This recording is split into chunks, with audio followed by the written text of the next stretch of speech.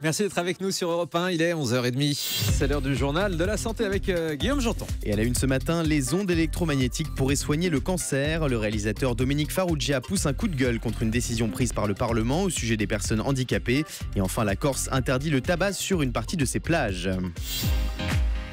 Et on commence donc avec les ondes électromagnétiques qui pourraient soigner le cancer. Alors que l'impact sur la santé de ces ondes, émises entre autres par les téléphones portables, est un sujet polémique, des chercheurs de Limoges, primés aux États-Unis, travaillent actuellement sur un tout nouveau traitement avec ces ondes pour soigner le cancer. Les précisions de Mélanie Gomez, spécialiste santé d'Europe 1.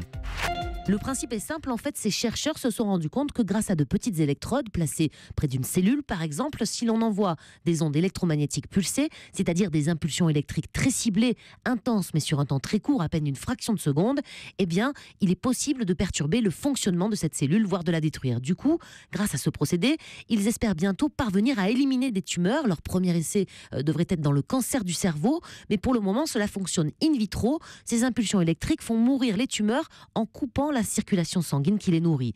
Et le plus de cette méthode, explique Philippe Lévesque, directeur de recherche au CNRS, c'est que comparé au traitement classique du cancer, il y aurait moins d'effets secondaires pour les patients. L'exposition à ces ondes-là est beaucoup moins néfaste a priori que ce qui peut être fait en chimiothérapie ou en radiothérapie. D'une part parce que l'exposition est très très localisée. C'est un des gros avantages, c'est qu'on va cibler vraiment la tumeur cancéreuse par exemple. Et donc ce qui va se passer autour, le champ décroît de façon très très importante et donc peu d'effets secondaires sur tous les tissus qui sont à proximité et encore moins quand ils sont éloignés. Alors l'objectif de ces chercheurs, c'est que d'ici 10 ans, on ait un nouveau moyen efficace et sûr de traiter le cancer. Enfin, une autre application pour ces ondes électromagnétiques pourrait également voir le jour, car elle pourrait aussi avoir une action sur les neurones et pourquoi pas être utile dans le traitement de la maladie d'Alzheimer. Le coup de gueule à présent de Dominique Farrugia après une décision du Parlement au sujet des personnes handicapées. Cette semaine, le Parlement a annoncé que la mise en accessibilité des lieux publics aux personnes handicapées allait être reportée. Une décision jugée inadmissible par Dominique Farrugia. L'ex-membre des Nuls, qui souffre de la sclérose en plaques, a poussé un coup de gueule sur son compte Twitter, mais avec humour. Voilà ce qu'il écrit. « Je propose qu'on bloque les portes de Paris avec nos fauteuils roulants. Oui, mais comment y arriver aux portes ?» Il n'a pas perdu son humour, Dominique Farrugia. Une information à présent qui concerne la dégénérescence maculaire liée à l'âge. La première greffe d'un œil bionique a été réussie en Angleterre. Et le premier porteur d'un œil bionique s'appelle Ray Flynn. C'est un homme âgé de 80 ans et originaire de Manchester en Grande-Bretagne. La dégénérescence maculaire liée à l'âge dont il souffrait lui avait fait perdre la vue depuis 8 ans. L'implantation de cet œil bionique a duré 4 heures. Il a été dirigé par le professeur britannique Paul Ostangja.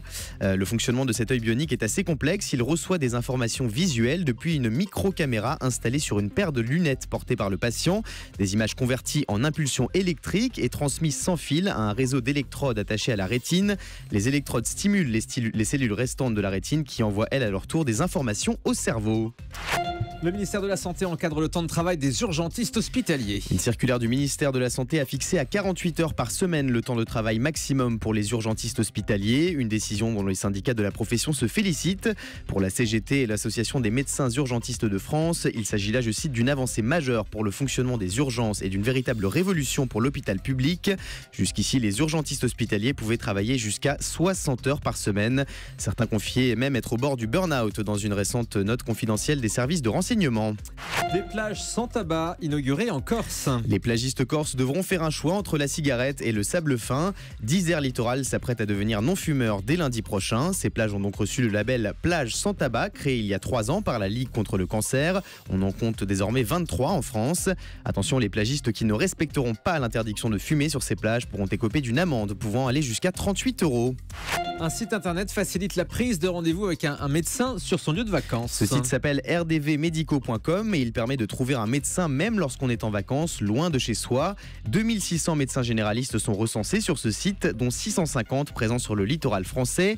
La prise de rendez-vous s'effectue directement sur internet et ce 24 heures sur 24. Sinon il y a les pages jaunes, c'est au choix. SOS médecin. Merci.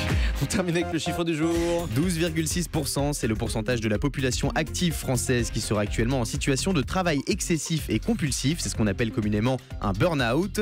Selon une étude menée par le cabinet d'expertise Technologia, les plus touchés par le burn-out seraient les agriculteurs, dont la moitié déclarent être épuisés chaque matin au réveil. Ah oui, puis vu leur situation en ce moment et leur colère, ça va pas s'arranger. Effectivement, le burn-out, un des maux de ce siècle. Moi aussi, je suis un peu en burn-out là. Merci Guillaume.